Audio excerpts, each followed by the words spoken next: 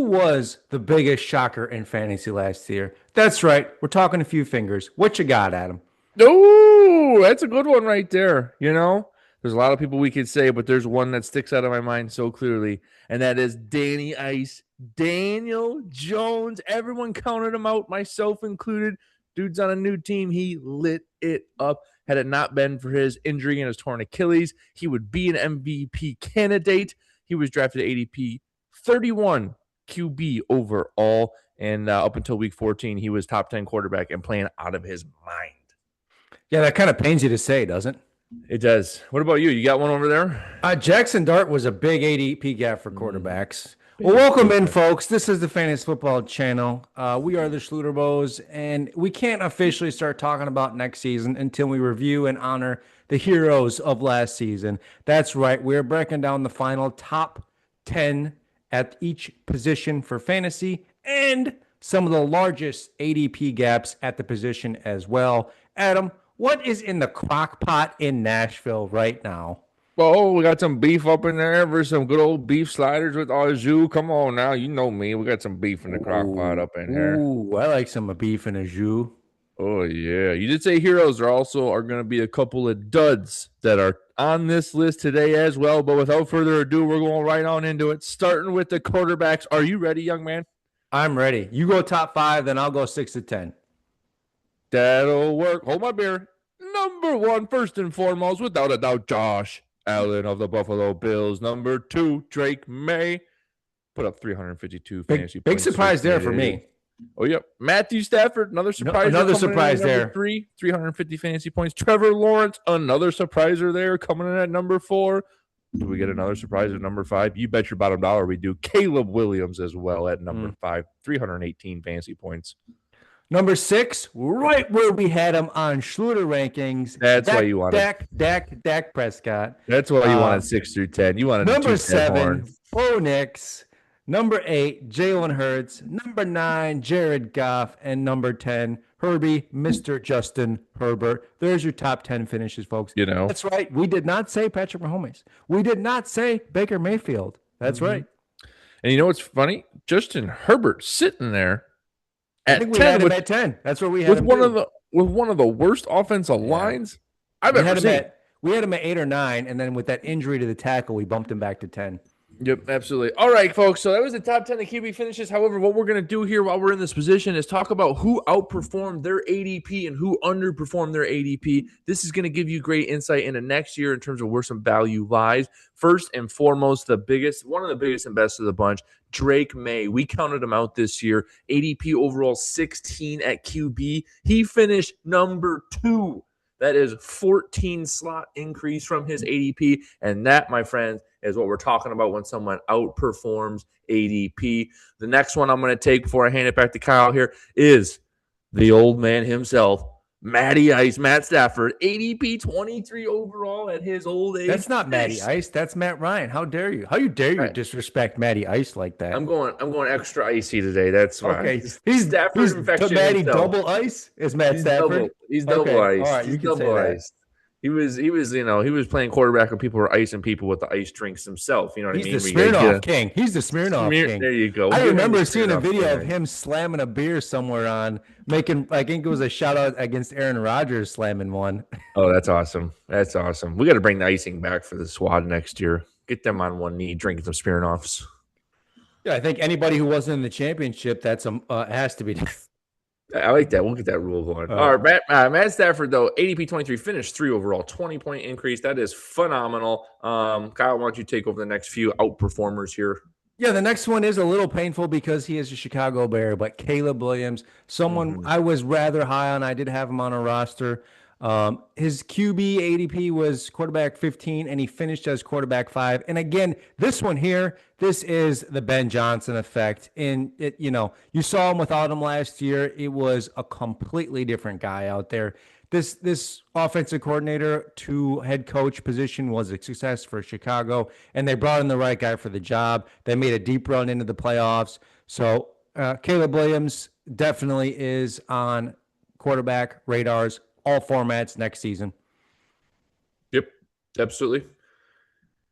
Did you talk about my man Trevor? I can't believe Quarterback 20, ESPN projection ahead of the season. Trevor Lawrence finished as QB4. Again, this is another one with the head coach, Liam Cohen, over here coming from Tampa Bay, where he was previous with Baker, who Baker slid this year, right? This is how much coaching makes a difference for fantasy, folks. It does. And with Trevor Lawrence, you are? Trevor Lawrence, yeah. I mean, it was you got a lackluster Brian Thomas for fantasy this year, but Trevor Lawrence still finished quarterback 4 on the season. So that's a pretty epic finish for him, best of his career. Yeah, he had a couple games where he popped off. He had a 45-point game. And then also, he used his legs a ton this year. He got running. He got some rushing TDs. If he continues that with this offense, he will be a top 5, top 10 quarterback again next year. He's pretty lanky. He's really just got to reach his arm out when he gets close, and he should be able to, punch it his ticket for 6. Absolutely. All right. One I got to bring up as well. The man, Jackson Dart, ADP 32, quarterback overall, finished as QB 13. Are you kidding me? That young Giants team is going to the playoffs next year. I am calling it right now, especially with getting Harbaugh under the helm there. That is going to be a phenomenal. You got Scatabo, you got Malik Neighbors, you got Jackson Dart, you got weapons on the defense. That's going to be a good team. Wan'Dale Robinson. I mean, that team has some electricity to it, and they will be in the playoffs next year. You're going to see the Eagles start to fade and the Giants start to come up. Okay. You ready to move on? Positional? Or you want to? Oh, no, we got to talk about overvalued. This is the first one. This is somebody we talked about all offseason. Patrick Mahomes. They had him around quarterback 5 or 6, I believe. He finished as QB 11. Yes, there was an injury end of the season deal, but still, he was not the guy. He was Tyreek Hill, cheetah, busting out points, very, very strong finishes. It's a different Chiefs team, right? He's still an elite quarterback, different Chiefs team. Their offensive line also suffered a little bit. So, hey, is what it is. Outside the top 10 for Mahomes this year. Adam, who you got? Yeah, the Chiefs are not the same as the past, and Baker did not bake like he normally does as well. ADP 7 finished as QB 12. That is not good enough for the Chef Baker Mayfield over there. He had a ton of injured wide receivers scattered throughout the year. Yeah, that didn't help. A lot of injuries to his studs. However, he's got a young cast of wide receivers that are coming up that are going to get a year better. So I bet this does improve a little bit more than Mahomes does for next year. Yeah, nothing against these players. We are just being brutally honest with fantasy football because that's what wins championships. Bingo. Why don't you take us away? We're running 2 RBs. Get yourself some curly fries, folks. All right, I'll break down the top 5 at the position. CMC. Hey, he is back, right? That 1-year injury gap where it scared most people away. And those who drafted him found value in CMC this year. This means he's getting injured next year, right? I'm sure he's helped a lot of people win championships this year. Well, I know the guy I'm looking at right now on the screen was one of them. Thank you. Number 2, Bijan Robinson, no surprise.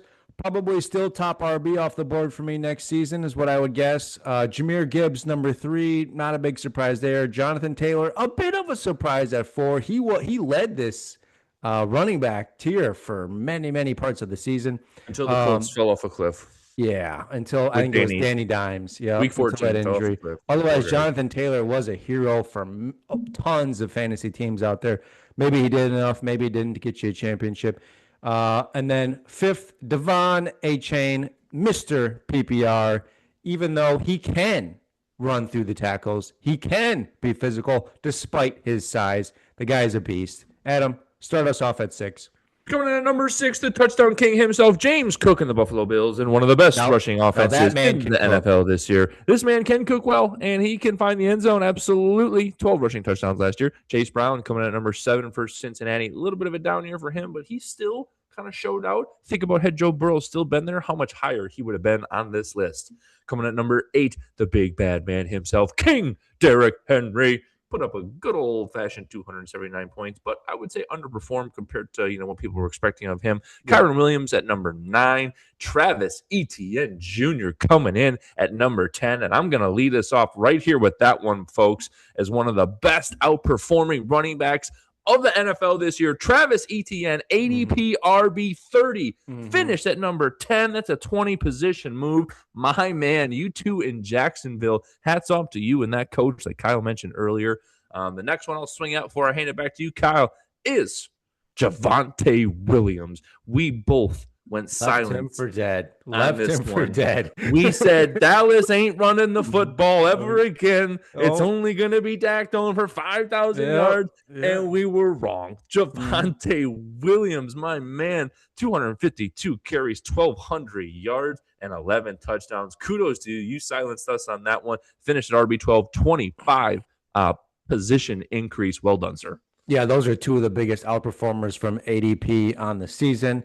A couple other guys here. DeAndre Swift was RB21, finished as RB15, a Bear with a new head coach, right? Head coach strikes again Yes. on a lot of these, actually, which is scary. And then honorable mentions, J.K. Dobbins was a workhorse for most of the season and good in lineups, especially where he was drafted. Then he got injured. And Cam Scatterbo, when he was in there, was money until his injury and a huge outperformance. Overvalued, I'll start us off here with Saquon Barkley. His name did not come up in the top 10, and I'm sure in most leagues he was a first round draft pick. It looks like he finished as RB14. So you were very, very disappointed in good old Saquon for where you drafted him. Adam, who else you got? Yep, that's a good one. And then the other one you should feel a little bit of emotion about Ashton Genty, RB ADP sixth overall, finished as RB 11. Not a huge drop. However, when you're getting a top five running back, you expect top five numbers, and that did not happen. And I don't blame this player as much as I do for that pitiful team he plays upon. And this is why I will be avoiding him next year as well. What's your take on your Genty experience? Yeah, this one hurt a little bit.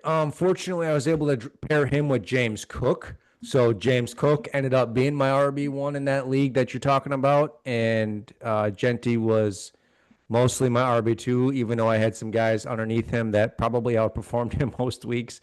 It was painful a lot of weeks rolling Genty out there with a pathetic offense and the Raiders and a pathetic offensive line. But I still believe very strongly in this player, in his talent. So I think next season it will be what do they do to the offense line, and the coaching for where I think I would be comfortable in him. And I believe this was also one of Matthew Berry's picks for the year. So just saying, there's nothing special about what that guy's tooting out there. Just saying. Shitting on Barry. I love it. All Diva right, time. let's go do this. All right, I'll lead us off. Numero uno, Nakua. He's got great hair. He's got great hands, and the man is a great receiver. And this year, he even broke that touchdown kind of issue he had the previous years. So 10 touchdowns. I mean, what else do you say about the guy? Yeah, I mean, he He's broke the touchdown arguably number one on anybody's board. and he broke the injury bug, which is the big thing. Still has some injuries, but he played 16 games this year. That was his issue, and he fixed it. So good for you. Numero dos, JSN. Wow. Adam called the targets. This guy had 163 targets this year. There was a side bet on the show. He'd get over 150 with Adam. And he did. So, wow. Great performance there. Amon Ra, number 3 there. These guys all outperformed their ADP by a bit. Jamar Chase came in at Diva 4. Maybe better with Joe Burrow healthy all season, right? So you can make a case for that. And then the biggest one here in the top 5 is Georgie P. Finished as Diva 5. And someone I was very high on and helped me get to a championship, but then choked enough where I couldn't win. Absolutely. Coming in at number 6, this is one I got dead right. Chris Olave. Coming in at number 7, someone I got dead wrong. Zay Flowers. Number 8, Nico Collins. Number 9, Devontae Adams. And number 10, which nobody on planet Earth got, Michael Wilson of the Arizona Cardinals. Man, you stepped up and swung that bat this year. Yeah. All right, I'm going to start with a quick few undervalued before I hand to Kyle. I got to toot my horn on this one. Chris Olave, ADP wide receiver 35, finishes wide receiver number 6. You want to know what that does, folks? When you have a 29% increase or 29 player, that wins you championships, which Chris Olave helped me win this year. The other one we got for you, like Kyle mentioned, JSN. All the targets went gone. No more DK, no more Cooper Kupp. Where are they going? They're going to JSN. ADP wide receiver 14, finished as number 2. That, folks, is how we can help you on the Fantasy Football Channel with insight like that. Kyle, take it away. Michael Wilson, I believe this might be the biggest gap in ADP to finish this year. We had some injuries to Marv Harrison Jr., so this guy stepped up. We said he's talented enough. The guy is very talented. And then kicking out Kyler Murray, who I thought would have a better year, bringing in the backup who can sling it. This guy had some monster weeks and probably projected a lot of people into the playoffs. Wandale Robinson, someone I've always been very high on, especially PPR formats. Huge gap, ADP 63 Diva. Finished as wide receiver 14. Yep. Jameson, Malik Neighbors, excuse me, his absence helps Rob Wandale there. But nonetheless, I just want to point that out. I mean, yes, you could say that. However, that's more of their deep threat, big play guy. And Wandale is the PPR guy. So they may complement each other is kind of how I look at that as well. Either way, it's 110 targets that's getting taken away next year. Fine. Agree to disagree. JMO, especially for standard scoring, this is the rare cat standard scoring. He's got some more value, big play threat. Yep. He was projected wide receiver 27, finished as wide receiver 12, even in PPR. Yeah, it's PPR. In standard, it was top 10. Yeah, standard, he's got a lot more value, in my opinion. Zay Flowers, ADP was wide receiver 26, finished as wide receiver 7, PPR. And this is something that Adam needs to, apologize to Mr. Flowers on, maybe send him some flowers because you were completely out on him in any format and he outperformed out there. Congrats to him. And not only will I not send him flowers. All right, you go Huge first. Huge was huge in the beginning of the season for a lot of teams. He was wide receiver 69. And then that's right, 69, and then finished as wide receiver 34. Didn't do as much second half playoff push to help you out, but he came out of the gates hot. We won you your first 8 weeks if you had him in your lineup, and then after that, you needed to put him on the waiver wire. But Zay Flowers will not be getting flowers for me. I will be digging my feet in the sand and saying he will not finish in the top 10 or 20. I expect you to send him some flowers, and I'd like to see it. No, none of that. All right. It's time to talk about it. The divas, the whiners, the complainers of the league. Well, it's time to whine and complain right back because these 4 divas were overvalued this year and underperformed the heck out of ADP. Starting out in Minnesota, Justin Jefferson, ADP wide receiver number 3, finished as wide receiver 21. That is absolute trash. You and JJ McCarthy and your head coach better figure that out because that is an 18 position regression and unacceptable. Brian Thomas, man of my dynasty team, ADP wide receiver number 8, finishing 42 overall. Are you kidding me, Brian Thomas? Your boy Trevor Lawrence had a freaking year, finished as a top 5 quarterback, and you can't even get top 10, top 20 wide receiver, let alone 42. Disgusted in you, Brian Thomas. Be better next year. Scary Terry, you hold out. You make this dramatic offseason. They need to pay my 29-year-old self. ADP wide receiver 15. You finish as 54th. You just proved exactly why they did not want to pay you.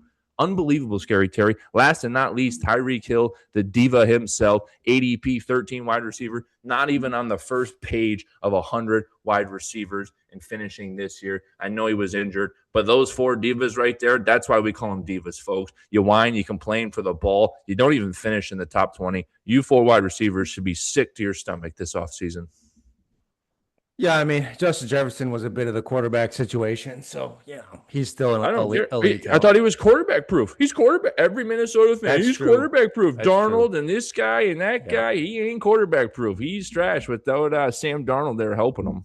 Yeah, and Scary Terry was not so scary this year, so I think he needs to remove that from his name. He's just plain Terry now. He was scary for dynasty owners. That's why I traded him.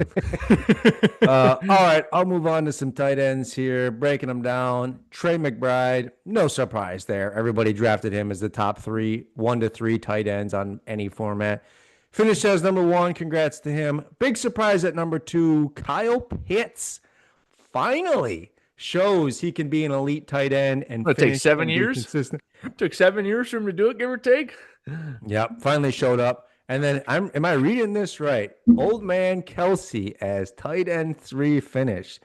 I think we did poo-poo him a bit, but we didn't poo him a bit. We poo-pooed him a lot. I did. Where he was drafted, though, I believe I said I didn't mind him. But but I got to hand it to him. The guy still put up, right? At his age, all the drama, all the things he's got going on.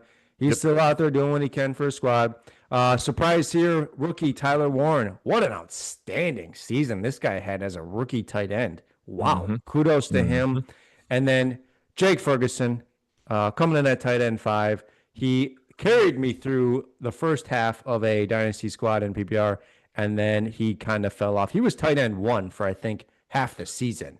And then he really fell off there toward the end. Yep. Coming at number 6. Who's heard of this guy? No one before the season, that's for sure. Harold Fannin Jr. out of Cleveland, Ohio. Are you kidding me? Tight end 6? That a boy. Over 100 targets this year. An old timer from the past. 2 of them coming, 3 of them, 4 of them coming your way for 7 through 10. Dallas Goedert, Juwan Johnson, Hunter Henry, and Dalton Schultz. All of those guys are 28 years or older, and they are rounding out the top 10 of the tight ends this year. And if you had Dallas Goedert in the first 8 to 10 weeks, folks, he was the number 1 tight end, and he had a touchdown or 2 every single week until my brother Kyle picked him up in fantasy and ruined his fantasy season. I picked him up, you dropped him because you had Brock and you needed somebody for buys. So I scooped him and locked him on my lineup. I'm like, I'm committing to him. 3 straight weeks of 2 effing points. All right. With that said, a couple of undervalued here. We already mentioned it, but Tyler Warren finishes tight end 4th after being ADP 10th overall. Phenomenal year from him. Look for more from him next year. Kyle Pitts, also we mentioned ADP 15th, finished 2nd. That's a 13 position increase. And Fannin, ADP tight end 30th, undrafted. No one even knows who the guy is. Finishes as number 6. That's beautiful. Kyle, why don't you take the last 3? Yeah, old man Goddard was tight end 16 going into the season, finished as tight end 7 and was in the front. I think he was tight end 2 for a lot of the season. And Yep. then Mr. Johnson was tight end 37. This is looks like the second biggest gap that we see here for a top 10 finish. Finished as tight end 8. And then Yep. AJ Barner, I did scoop in Dynasty, finished as tight end 14 and was tight end 55 outside the season. They did draft that rookie who most people probably picked ahead of him, Arroyo. But AJ Barner, heck of a season, man. Hats off. Who Yep. was overvalued for your teams this year, Adam? Well, this one really grinds my gears. All 3 of these guys do. We're talking about the tightest of ends that were not so tight this year. Who was overvalued? I'm seeing some familiar themes over here in Minnesota. Hawkinson, ADP tight end 6, finishes as 26. What is the passing game in Minnesota doing over there? JJ McCarthy, this is on you, buddy. You got a lot of pressure next year. Number 2, overvalued, Mark Andrews, ADP tight end 7th, finished as 16th. Lamar, it's your boy Andrews. Get it figured out or get him out of your team. One of the two. That's pathetic. And then this one hurt a lot of people like myself. Brock Bowers, the legend himself, ADP tight end number 1 overall, finished as 11th. And that was a painful one to watch all year. It's clear that they should not have put him back out there with his knee injury. He was not himself. They rushed him back. They shouldn't have done that. And that cost him his season. I do expect him to bounce back next year. Kyle, any final thoughts on the overvalued tight ends? Yeah, I mean, I was also high on. I thought Evan Ingram would be startable enough for where he was, and he sucked. So that was a failure on my end. And I was a believer in Andrews to be top 10 range, and he finished outside of that. So that sucked. It'll be really interesting to see. I mean, Lamar also finished outside the top 10. So Baltimore's Derrick Henry, he was just barely in there. But I mean, Baltimore's offense, they got injured for a couple of weeks. That's true, but it's only a couple of weeks. Baltimore's, but with Lamar, you'd expect even if he's injured a couple of weeks, he still finishes in the top 10. You would expect. So, anyways, we'll be interesting to see what they do in the offseason, the coaching, what Baltimore, Lamar, and these guys bring to next season. The post-Harbaugh era for Baltimore. You got anything else on this episode? No, if there's anyone we missed that was extremely undervalued or overvalued, let us know in your thoughts. Next week, we will break down the Super Bowl, its aftermath, all of our bets we put on it, and also all of AI bets throughout the postseason that we have told you guys to kind of see how good or bad AI is at making bets and making money. All right, folks. Thanks for tuning in to the Fantasy Football channel. We'll catch you guys in the next one.